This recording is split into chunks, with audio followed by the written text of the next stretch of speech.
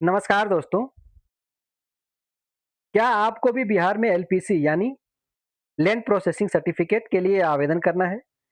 अब घर बैठे ऑनलाइन एलपीसी आवेदन कैसे करें और आवेदन के बाद उसका स्टेटस कैसे चेक करें? पूरी प्रक्रिया जानने के लिए वीडियो को अंत तक ज़रूर देखें।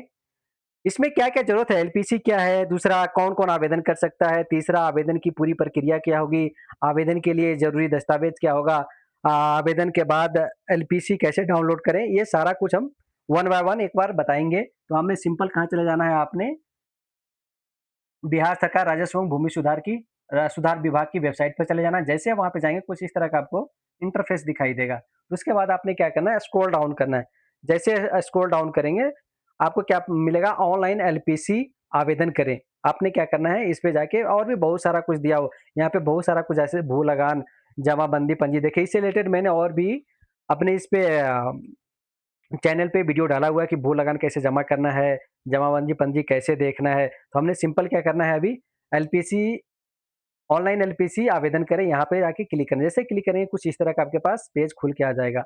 अगर आप पहले से रजिस्टर्ड हैं इस पे, तो आपने आपने क्या करना है, मोबाइल नंबर डालना और कैप्चा नंबर डाल के क्या करना है, साइन इन कर देना। अगर आप रजिस्टर्ड नहीं है, तो आपने क्या करना है, पंजीकरण पे जाना है।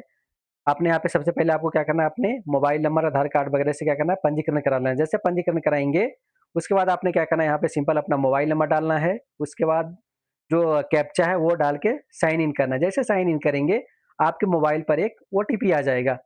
ओटीपी डालते ही आपने क्या करना है, यहाँ पे पुष्टि कर देना है। पुष्टि करें, है ना? पुष्टि करते ही कुछ इस तरह का आपके पास इंटरफ़ेस खुल के आ जाएगा। अब ये क्या बता रहा है, जैसे हाइलाइट हो रहा है क्या नोट में, दाखिल-खारिज के लिए कोई भी शुल्क नहीं लगता। इसमें और बहुत सारा, अगर जैसे आप आपका अपना प्रोफ़ाइल बना होगा तो कुछ इस तरह का उसमें तो ये दिया रहेगा, ऑनलाइन दाखिल-खारिज आवेदन करें, यहीं से कर सकते हैं आप। दाखिल-खारिज आवेदन देखना है वो भी देख सकते हैं, एलपीसी का आवेदन कर सकते हैं, एलपीसी आवेदन की स्थिति देख सकते हैं, ऑनलाइन भुगतान कर सकते हैं, परिवारजन हेतु आवेदन कर सकते हैं, सीओ द्वारा वापिस कई परिवारजन प्लस और भी बहुत सारा कुछ था। हमने क्या करना है, सिंपल ऑनलाइन एलपीसी आवेदन करें, यहाँ पे क्लिक कर दें। जैसे यहाँ पे क्लिक करेंगे कुछ इस तरह का पेज आपके पास खुल के आ जाएगा। मतलब आपने पेज तो और भी थोड़ा ऊपर मैंने हाइड कर रखा है, तो आपने क्या करना है, स्क्रॉल डाउन करना है। जैसे ही स्क्रॉल डाउन करें, यहाँ क्या करें, नोट विभाग के आदेशानुसार सभी ड्राफ्ट आवेदन 30 दिन के बाद स्वतः विलोपित हो जाएँगे। कृपया अपने ड्राफ्ट आवेदन की 30 दिन के अंदर फाइनलाइज़ कर लें। नोट दाखिल खारिज के लिए कोई शुल्क नहीं। हाँ, तो ये जो भी आप अभी ड्राफ्ट यहाँ पे हमने क्या अभी जो बनाएँगे हम, हमारा ड्राफ्ट ही बनेगा। तो आप उसको क्या कर सकते हैं, 30 दिन के अंदर कुछ अमेंड भी कर सकते हैं, या आपको लगता है कि सब कुछ सही है तो देन एंड देयर सबमिट भी कर सकते हैं।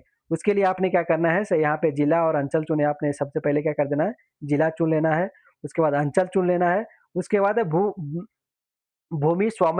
स्वामित्व प्रमाण पत्र, एलपीसी जिसको बोला जाता है, लैंड प्रोसेसन सर्टिफिकेट, नया आवेदन करें, यहाँ पे आपने कहा था नया एलपीसी आवेदन करें, यहाँ पे आवेदन की स्थिति भी देख सकते हैं। तो हमने क्या करना है, एलपीसी नया एलपीसी आवेदन करें पे क्लिक करें। जैसे आवेदन पे क्या है, भूमि दखल कब्ज़ एलपीसी प्रमाण पत्र हेतु जमाबंदी का चयन करें। तो आपने यहाँ के जैसे ही आप जाओगे, तो यहाँ पे आपका क्या दिखेगा, नाम दिखेगा, उसके बाद यहाँ से लॉग आउट भी हो सकते हैं ना, बैक भी हो सकता है, अगर आपको पीछे जाना तो यहाँ से बैक भी हो सकते हो। तो उसके लिए आपने सिंपल अभी क्या करना है, सबसे पहले आपने जमाबंदी का चयन करना है। जिस भी ज़मीन का, जिस भी खाता खेसरा का आप एलपीसी लेना चाहते हैं, उसके लिए आपको क्या करना पड़ेगा, सबसे पहले उसको चयन करना पड़ेगा। उसके लिए आपको क्या करना पड़ेगा, जिला का नाम, जिला ये कर लेना है आपने। उसके बाद अंचल, जिस भी अंचल में आपका वो ज़मीन पड़ता है वो ये चेक कर लेना है। उसके बाद हल्का डाल देना है। उसके बाद मौजा, मौजा जो है वो सिलेक्ट कर लेना है। उसके बाद अपने भाग वर्तमान, उसके बाद पृष्ठ संख्या, ये दोनों कहाँ से, ये सारे रैयत के नाम से भी खोज सकते हैं, प्लॉट प्लॉट नंबर से भी खोज सकते हैं, खाता नंबर से भी खोज सकते हैं और जमाबंदी संख्या से भी खोज सकते हैं। तो सिंपल सा, अगर आपने भाग वर्तमान और पृष्ठ संख्या के हिसाब से जाना है, तो आपने क्या करना है, जो आप जमा रसीद काटते हैं, लगान जमा करते हैं, उसमें सबसे ऊपर देखेंगे, तो ये सारा कुछ उसमें मिल जाएगा। तो आप उसमें भाग वर्तमान और पृष्ठ संख्या डाल के अपने क्या कर देना है, खोजे कर देना। जैसे खोजे करेंगे तो कुछ इस तरह का पेज खुलेगा। पेज तो ऑलरेडी था ही, उसमें नीचे आ जाएगा क्या, भूमि दखल कब्जा एलपीसी प्रमाण हेतु जमाबंदी प्रतिवेद सूची। यहाँ पे जो आपने खोजा था वो नीचे यहाँ पे रिफ्लेक्ट करेगा, है ना? तो यहाँ पे मैंने हाइड कर रखा है, सब कुछ दिखेगा आपको, है ना? क्रम संख्या जैसे हो गया, रैयत का नाम, यहाँ पे आपका नाम दिखेगा, यहाँ पे खाता संख्या दिखेगा, वर्तमान भाग दिखेगा, पृष्ठ संख्या दिखेगा, उसके बाद कंप्यूटराइज़ जमाबंदी संख्या दिखेगा। अभी क्या, पहले जमाबंदी जो मतलब अभी सारा जो भी मतलब ज़मीन है, जो भी प्लॉट नंबर है, सारा कुछ अब क्या उसमें जमाबंदी संख्या कंप्यूटराइज़ आ रहा है, तो उसके हिसाब से भी आप खोज सकते हो। आपने क्या करना है और एक चीज़ और इसमें आपने अगर जो भी खाता खेसरा डाला उसपे जितने भी बंदों का नाम होगा, जिसके नाम से वो ज़मीन होगा, सभी का नाम यहाँ पे नीचे रिफ्लेक्ट करेगा। तो आप किसी एक के साथ भी जा सकते हो। आपने सिंपल क्या करना है, चयन करे पे क्लिक कर देना। जैसे क्लिक करेंगे, कुछ इस तरह का पेज आपके पास आ जाएगा, है ना? भुगतान किए गए अंतिम विवरण, जैसे जो भी आपने लगान जमा किया उसका सारा डिटेल इसमें दिखाएगा। कब-कब किया था आपने, कितना-कितना किया है वो सारा कुछ दिखाएगा ऊपर। तो आपने सिंपल कहाँ जाना है, एलपीसी के लिए आवेदन, यहाँ पे क्लिक करना है। जैसे क्लिक करेंगे आप, आवेदन का विवरण, आवेदक आवेदक का विवरण हो जाएगा। यहाँ पे आपने क्या करना है, अपना फुल नाम भर देना है, उसके बाद फादर्स, हस्बैंड, रिप्रेजेंटेटिव नेम, उसके बाद डाल देना क्या है जो आवेदक अभिभावक के बीच संबंध क्या है। जो भी यहाँ आप नाम डालोगे, इसके और इसके बीच में क्या संबंध है, वो यहाँ पे आपने भर देना है। उसके बाद क्या कर देना है, मोबाइल नंबर डाल देना है, उसके बाद ईमेल आईडी डाल देना है, उसके बाद यहाँ पे क्या करना है, आधार नंबर डाल देना है। उसके बाद आ जाना है कहाँ पे, वर्तमान पता में जो भी आपका है, सारा कुछ यहाँ पे फिल कर देना है आपने, है ना? उसके बाद क्या है, वर्तमान पता के समान अगर इसको आपने चेक कर दिया, तो अस्थायी पता भी क्या हो जाएगा, सेम ही हो जाएगा। अगर आपको लगता है कि अस्थायी पता मेरा अलग है, वर्तमान पता अलग है, तो आपने दोनों अलग-अलग फिल करना है, इसको चेक नहीं करना है। अगर लगता है कि आपको वर्तमान पता और मेरा अस्थायी पता दोनों सेम ही है, तो आपने ये इस वर्तमान पता को भरना है, इसको चेक जैसे करेंगे तो ये दोनों सेम ही हो जाएगा। उसके बाद क्या आ जाता है यहाँ पे, हलफनामा डाउनलोड करने, एफिडेविट जिसको बोलते हैं ना, एफिडेविट फॉर्मेट, उसको आपने क्या करना है, डाउनलोड करना है। जैसे इस पे क्लिक करोगे आप, तो इस तरह का कुछ आपके पास स्व घोषणा आ जाएगा। मैं अपने नाम डाल देना है, पुत्रावली, पुत्री जो भी है वो डाल देना है, मौजा हो जाएगा, थाना नंबर हो जाएगा, हल्का हो जाएगा, अंचल हो जाएगा, जिला, यहाँ का निवासी हूँ, और उसके बाद आप ये तो आपने अपना पूरा लिखा। आप जो ज़मीन जिसके बारे में आप एलपीसी के लिए अप्लाई कर रहे हैं, उसका डिटेल यहाँ पे डालना है ना। क्या उपलब्ध कराए गए मेरी जमाबंदी जिला, आपने जिला डाल दिया। उसके बाद मान लो कोई आप जिला से हो सकता है कि जो अंचल है वो कोई और भी हो, है ना? एक ही जिला में कई अंचल होते हैं, तो आप मतलब जिस अंचल का मतलब आपका जो एक्चुअल अंचल है उसमें नहीं, किसी और अंचल में आपने ले रखा है, तो वहाँ का आपने डिटेल डालना है यहाँ।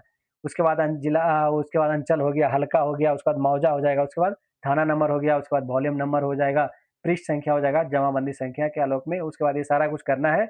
उसके बाद आपने क्या करना है यहाँ, घोषणाकर्ता का क्या है, नाम, मोबाइल नंबर एवं हस्ताक्षर डाल के आपने क्या कर देना है, एक स्कैन करके रखना है, पीडीएफ फाइल बना के रख लेना है आपने, ताकि अपलोड करने में इसके साथ और क्या-क्या कर लेना है आपने, जैसे रसीद का कॉपी कर लेना है। उसके बाद जो आपने रजिस्ट्री वगैरह कराया था, वो भी होगा, डीड का कॉपी होगा, वो रख लेना है, ताकि उससे और भी आसानी से आपको जल्द से जल्द एलपीसी सर्टिफिकेट इश्यू हो जाए करके। उसके बाद आपने क्या कर देना यहाँ पे, जैसे है ना चूज़ फाइल है, तो यहाँ पे आपने क्या कर देना, वही जो आपने इसका एफिडेविट का, रसीद का और डीड वगैरह का जो भी है कागज़ है, वो आपने क्या कर देना है इसके साथ अपलोड कर देना, है ना? एलपीसी आवेदन का उद्देश्य क्या है? तो आपने इसमें क्या उद्देश्य भरना, मैं अभी बताता हूँ आगे उद्देश्य क्या होगा। जैसे है ना, एलपीसी आवेदन का उद्देश्य क्या हो सकता है? रिकॉर्ड पर्पज़ हो सकता है, लोन के लिए हो सकता है, और भी जिस काम के लिए भी आपने स्टूडेंट पर्पज़ जो कुछ भी के लिए भी आपने किया हो, वो सारा कुछ आपने कुछ भी एक रिमार्क डालना है उसमें। उसके बाद आपने क्या करना है, यहाँ पे कैप्चा डाल देना है।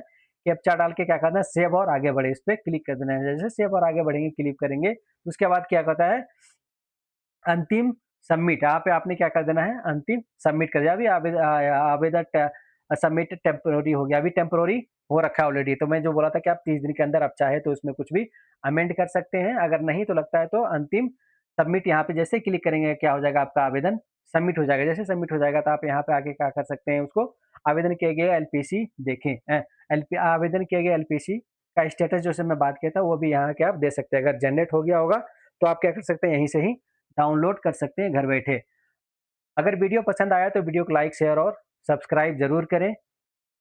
थैंक्स, देखने के लिए धन्यवाद। मिलते हैं अगले वीडियो में, तब तक अपना ख़्याल रखिए।